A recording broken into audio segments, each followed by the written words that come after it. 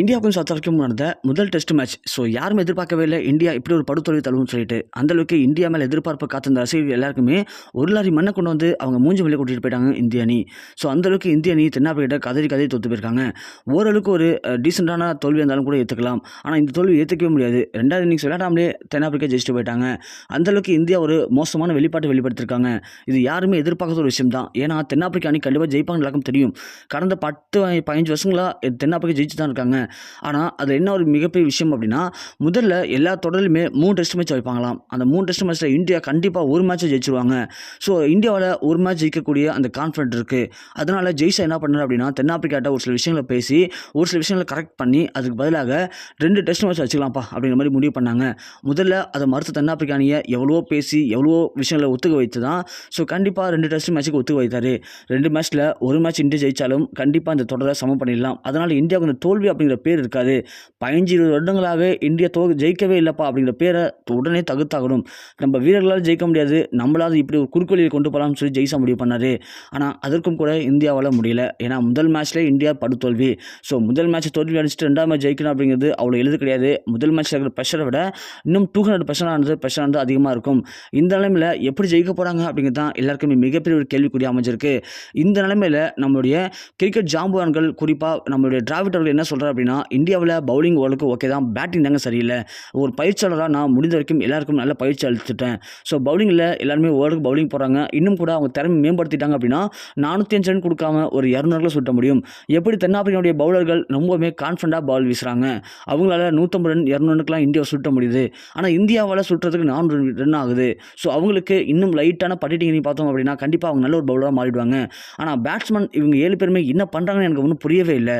So எப்போதுமே ஒரு ஓப்பனிங்கில் நல்ல பேட்ஸ்மேன் அமைஞ்சால் தான் இந்திய அணி தொடர்ந்து நல்லா ப்ளே பண்ண முடியும்.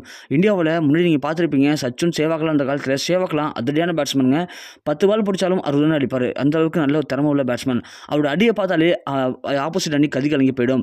என்னப்பா இப்படி அடிக்கலாம்னு சொல்லிட்டு அதுக்கு பிறகு வரக்கூடிய வீரர்கள் அவரை மாதிரி அடிக்க ட்ரை பண்ணுவாங்க. அதனால் ஸ்கோர் ஆனது கிடுக்கிடுக்குன்னு உயரும். சேவாக் ரன்னார்னா கண்டிப்பாக மேட்ச் ஜெயிச்சிடும். அந்தளவுக்கு அவருடைய ரன்னை அதிகமாக ஏற்றி கொடுப்பாரு. அதே மாதிரி தான் இந்தியாவில் ஓப்பனிங் பேட்ஸ்மேன் அதுக்கு பிறகு ஏகப்பட்ட பேர் மாறி வந்தாலும் கூட இன்னும் சரியான பார்ட்னர்ஷிப் அமையல அப்படின்னு சொல்லி தெரியும். இப்போ இருக்கக்கூடிய ஜெய்ஸ்வால், அப்புறம் சுப்மன் கில், ரோஹித் சர்மா இவங்க எல்லாருமே டக் அவுட் ஆகிறது இந்தியாவுக்கு மேலும் பின்னடைவை ஏற்படுத்துது. குறிப்பாக ஓப்பனிங்கில் இவங்க டக் அவுட் ஆகிட்டு போயிடுறாங்க. இவங்களுக்கு பின்னாடி வரக்கூடிய வீரர்கள் அந்த ப்ரெஷர்லேயே பார்த்தோம்னா அடிச்சு தீரணும்னு சொல்லிட்டு ஓவர் ப்ரெஷர் ஏற்றுக்கிட்டு அது ஓவர் ப்ரெஷர் உடம்புக்காக இல்லையா, அதனாலேயே அவுட் ஆகி போகிறாங்க. குறிப்பாக சொல்லணும் அப்படின்னா இந்தியாவில் ஓப்பனிங் தவிர ஒன்டோவில் இருக்கக்கூடிய விராட் கோலி நல்லா நிலை நின்று அடிக்கிறாரு. முதல் மேட்ச்லையும் விராட் கோலியும் செய்யும் நல்லா பார்ட்னர்ஷிப் போட்டு ஆளுக்கு 30 ரன் அடித்து அதாவது ஒரு 50 ரன்ல சுட்ட வேண்டிய மேட்சை ஓரளவுக்கு இழுத்துட்டு போனாங்க. அதனால் பின்னாடி வந்த வீரர்களுக்கு கொஞ்சம் கான்ஃபிடன்ட் இருந்தது. அதனால் கேஎல் ராகுல் அவர்கள் 101 ரன் அடித்தார். ஆனால் 2வது இன்னிங்ஸில் பாருங்கள், எடுத்த உடனே அதே மாதிரி ஓப்பனிங் பேட்ஸ்மேன் சரியில்லை இல்லாமல் அவுட் ஆனாங்க. ஆனால் விராட் கோலி மீண்டும் நிலச்சி நின்று 70 ரன் வரைக்கும் அடித்தார்.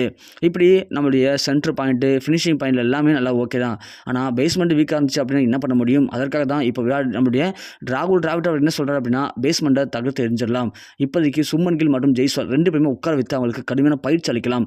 இன்னொரு புறம் இவங்க 2 பேருக்கு பதிலாக அந்த 2 சிங்கக்குட்டியில் உள்ளே கொண்டு வாங்க அப்படின்னு சொல்லியிருக்காரு. அந்த 2 சிங்கக்குட்டி யார் அப்படின்னா, டெஸ்ட் மேட்ச்சில் குறிப்பாக இந்த மாதிரி பவுன்சர் பாலில் ஃபேஸ் பண்ண தெரிஞ்ச நல்லாவே அடிக்கக்கூடிய நம்ம ரிஷப் பந்த் மற்றும் தவான் அவர்கள் இந்த மாதிரி பிச்சர் விளையாண்டாங்க அப்படின்னா ரொம்பவே சூப்பராக இருக்கும்.